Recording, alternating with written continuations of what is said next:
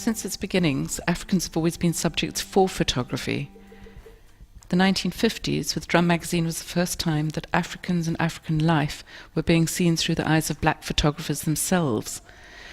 The magazine celebrated black urban existence and exposed the abusive conditions under which many people suffered under apartheid. The photographs on the exhibition I'd like to speak about are perhaps not my most favourite photographs of all time or on the show, but they are certainly amongst the most interesting. They're by Bob Guccione, who was perhaps one of the best and most original of the drum photographers. This photograph is called Mr. Drum Goes to Jail.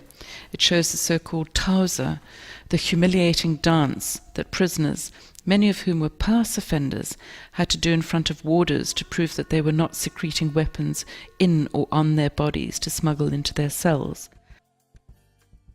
And here we have the Americans, who were Sophiatown gangsters, taken in 1954.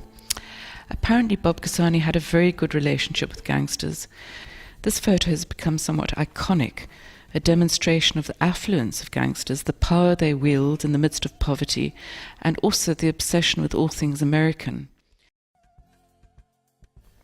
And then finally, a photograph, Casanova was there, 1955. These are simply people at the Bantu Men's Social Centre, and I quote from the caption that was used in Drum magazine at the time, "People loving the jazz, loving the night, loving each other."